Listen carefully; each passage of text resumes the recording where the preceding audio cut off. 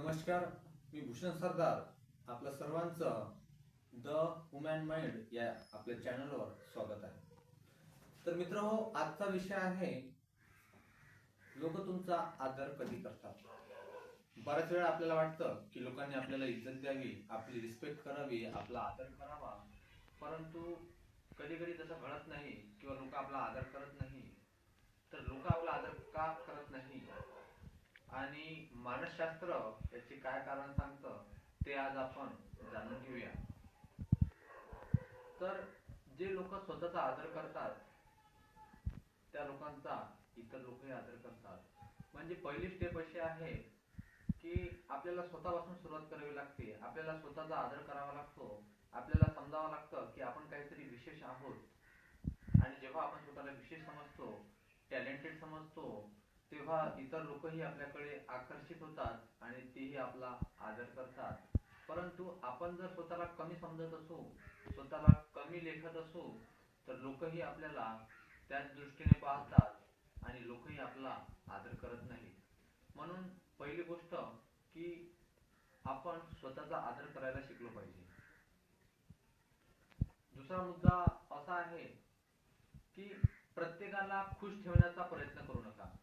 एखादी मैत्रीण असो, एखादा मित्र असो, एखादा नातेवाईक असो, त्या प्रत्येक व्यक्तीला जर आपण खुश ठेवण्याचा प्रयत्न केला किंवा त्याच्यासाठी जर आपण नेहमी उपलब्ध राहिलो किंवा आज त्याला आपण एखादं गिफ्ट दिलं, उद्या दुसरं दिलं किंवा 15 दिवसांनी जर अशी गिफ्ट देत राहिलो किंवा त्याने जेव्हा जेव्हा बोलवलं तेव्हा आपण उपलब्ध राहिलो, तर नक्कीच आपली किंमत कमी होते. म्हणून तुम्ही लोकांकडे किंवा मित्रांकडे किंवा मैत्रीण असेल तर कमी वेळ उपलब्ध राहा, आपला कमी वेळ द्या. नेहमी वेळोवेळी जर तुम्ही उपलब्ध राहिले, नेहमी त्यांना खुश ठेवण्याचा प्रयत्न केला तर तुमची किंमत कमी होईल.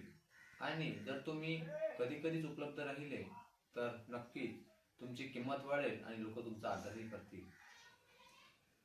तिसरा मुद्दा असा की जे लोक शांत पण ठामपणे बोलतात की नाही मी असं करणार आहे, मी ते करणार आहे, जे लोक ठामपणे बोलतात त्याच लोकांवर लोक विश्वास ठेवतात. जेव्हा आपण असं बोलतो ठीक आहे, पाहू, करू, होईल, तेव्हा लोक आपल्याला हलक्यात घेतात आणि ते आपला आदर करत नाही. पण जेव्हा आपण एखाद्या गोष्टीबद्दल ठामपणे सांगतो की नाही हे मी करणार आहे, नाही हे होणारच आहे, तेव्हा समोरच्या व्यक्तीला आपल्यावरील विश्वास वाढतो आणि लोक आपला आदर करतात, आपली किंमत करतात.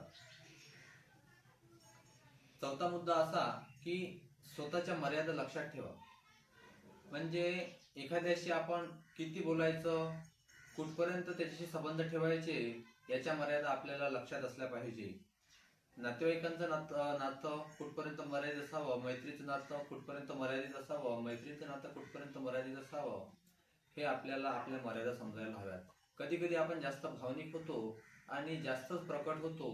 जे नाही करायला पाहिजे तेही आपण समोरच्या व्यक्तीसाठी करायला पाहतो.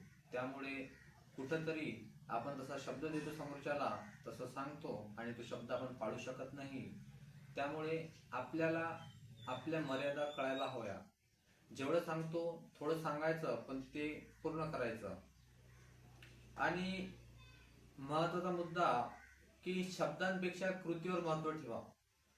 की जेव्हा आपण सांगतो की मी हे करेल, ते करेल, तसं करणार आहे, असं करणार आहे, पण यापेक्षा जर तुम्ही कृती केली म्हणजे काम करून दाखवलं तर शब्दांपेक्षा कृती महत्वाची ठरते.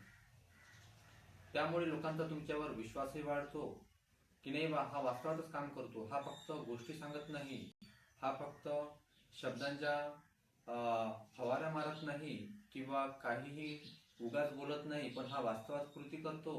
त्यामुळे लोकांचा तुमच्यावर विश्वास वाढतो आणि लोक तुमचा आदर करतात, लोक तुमची किंमत करतात.